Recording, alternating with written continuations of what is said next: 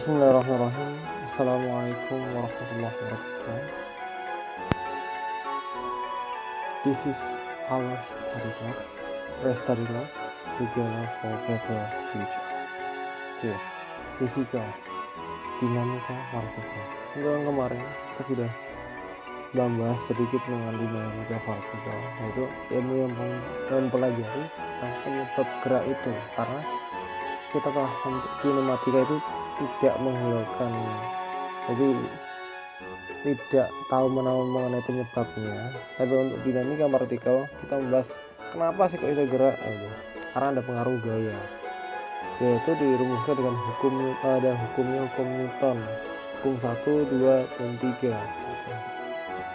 Kita bahas sekarang tentang gaya. Gaya itu dibagi dua, ada kontak sama non kontak. Yang kemarin sudah ya hukum Newton ya, maka kita bahas macam-macam gaya. Alright you guys, time to sit still. 3, 2, 1. Gaya ada dua, gaya non kontak, jadi tanpa bersentuhan ya, sama gaya kontak, bukan kunci, kontak, maksudnya sentuhan sama enggak gitu. Oke, pada suatu misal di sini nih kita tahu ini bumi, jelek ya, kita kan kira aja.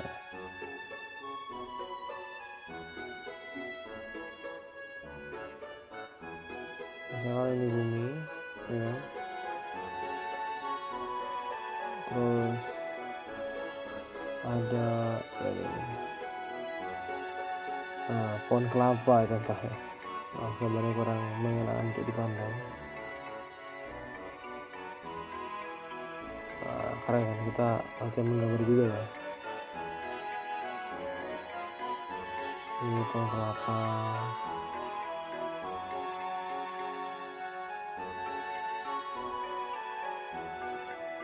anggap saja bagus ya. Ini ada pohon kelapa, terus ada namanya Bima. Bima itu di sini mengamalkan pengamatan tentang pohon kelapa. Oke.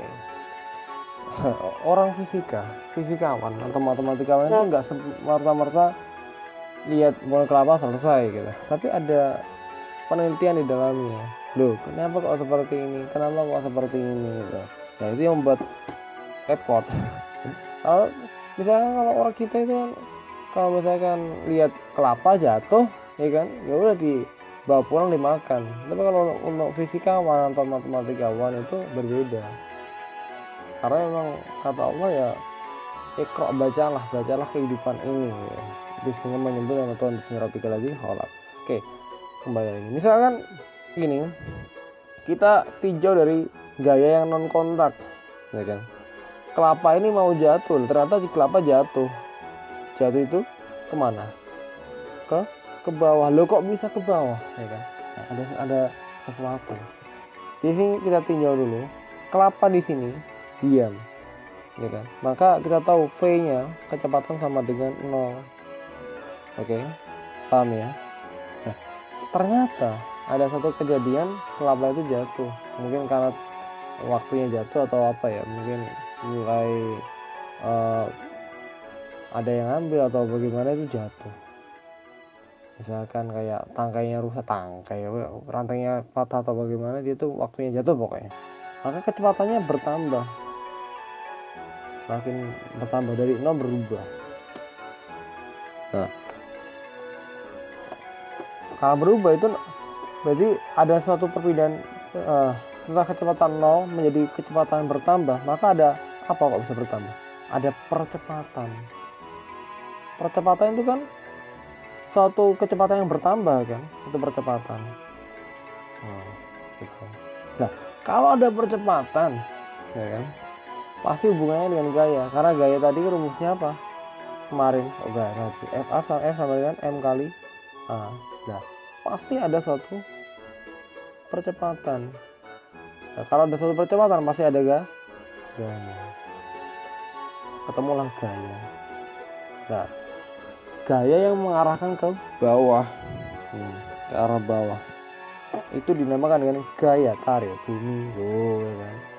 Gaya tarik bumi, gaya tarik bumi. Keren kan? Jadi kelapa jatuh pun ditinjau itu banyak sekali urusannya, itu dari kecepatan 0 terjatuh. Jadi karena kecepatannya berubah maka ada percepatan. Kalau ada percepatan pasti berhubungan dengan gaya. Nah, gaya yang dimaksud adalah gaya tarik bumi, atau kita bisa disingkatkan gaya tarik bumi terhadap kepala. Untuk kita review, biasa dimisalkan dengan weight. Apa itu weight? Gaya berat. Gaya berat bumi gitu. Paham? Oke. Nah, percepatan yang terjadi adalah percepatan gravitasi, ya kan? Bukan kecepatan biasa. Percepatan bukan. Percepatan yang diperoleh ini bukan percepatan biasa, tapi adalah percepatan gravitasi. Apa itu percepatan gravitasi? Nah, itu dilambangkan dengan G. M, maka rumusnya jadi M kali G. Nah, bedanya dengan A itu ya percepatan secara umum, tapi berhubung ini urusannya sama bumi, maka percepatannya gravitasi. Nah, memperolehnya bagaimana? Jadi kita tahu ya, formula kan sigma F sama dengan M kali A, ya kan? Ini dong. Nah, ini terus sih massa sama ini percepatan. Nah, karena ini ada pengaruh bumi, jadi GW, maka jadi M kali G gitu. Oke.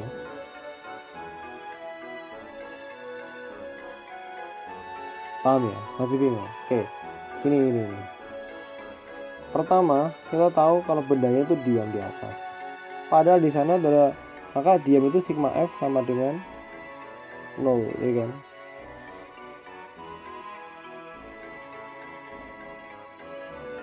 Sorry. Nah, ini ditinjau ada kayak itu N min W sama dengan 0. N itu gaya kontak ke atas,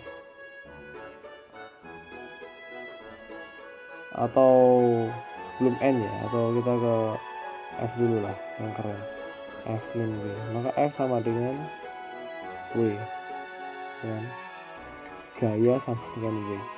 Gaya itu M kali A, W itu M kali G. Maka kita coret M nya, percepatannya terjadi adalah percepatan gravitasi.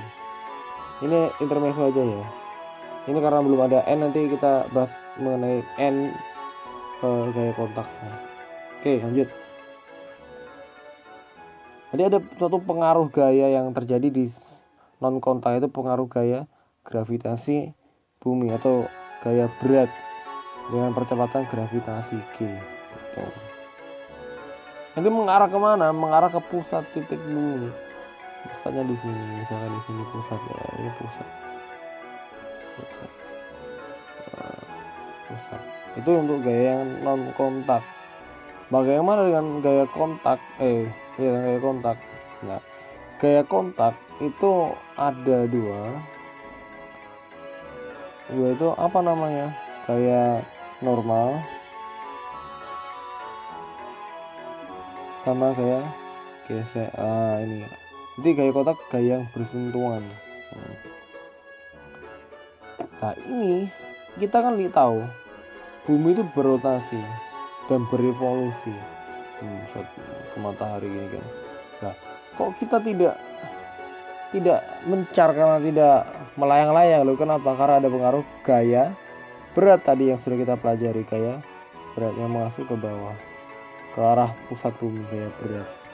Nah, kok bisa kenapa kok selalu tidak masuk ke dalam? Karena ada suatu permukaan bumi dan ada pengaruh dari gaya normal yang membuat kita seimbang, N namanya.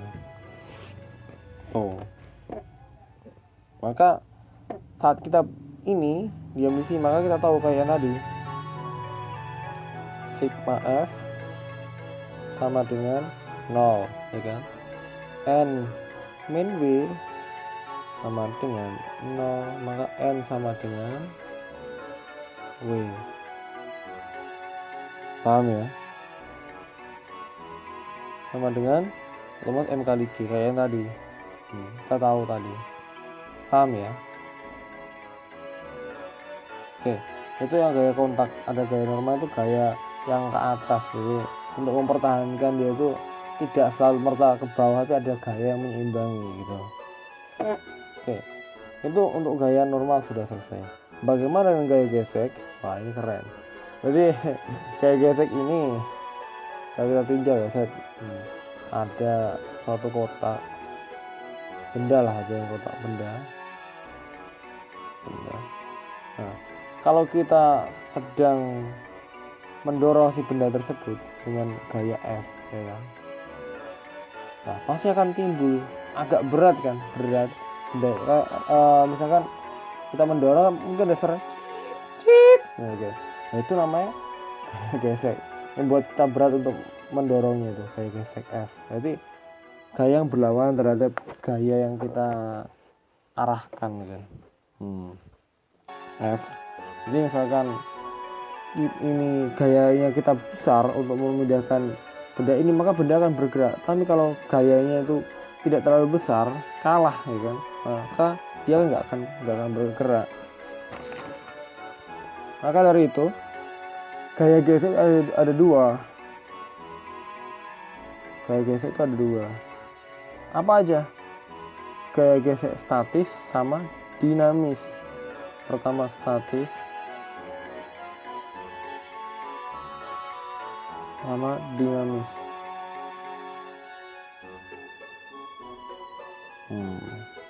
Ini dimisalin dengan Fs statis, dan ini dengan Fg dinamis. Ya. Maksudnya statis apa? Statis itu berarti bendanya nggak gerak, ya, tetap stay. Ya. Nah, jadi saat didorong dia itu ada beratnya, tidak bergerak, tapi itu namanya lah gerak statis. Jadi dia tetap stay 0, jadi dia tidak bergerak sama sekali. Nah, rentannya angka Fs ini nominalnya itu di antara 0 sampai mu s kali n. Nah, apa itu mu? Ya kan? Mu itu adalah koefisien gesek statis. Jadi mu itu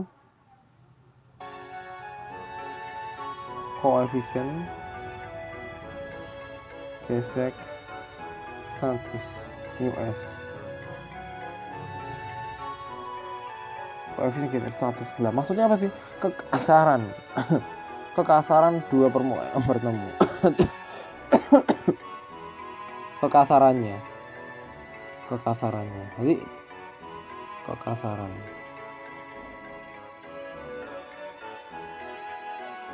Ya, jadi tingkat kekasarannya itu lah, seperti itu. Nah, sekarang ke dinamis, jadi yang bergerak. Ya sama, penentuan dari mu G, mu D ya, mu D. Dinamis atau bukan dinamis, kinetik, astagfirullah. Kinetik,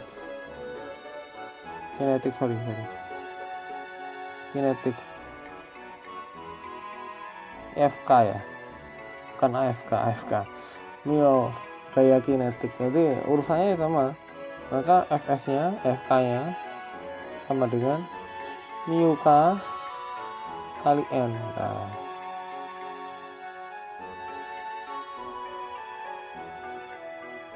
mu K kali N sama. Mu K itu apa? Koefisien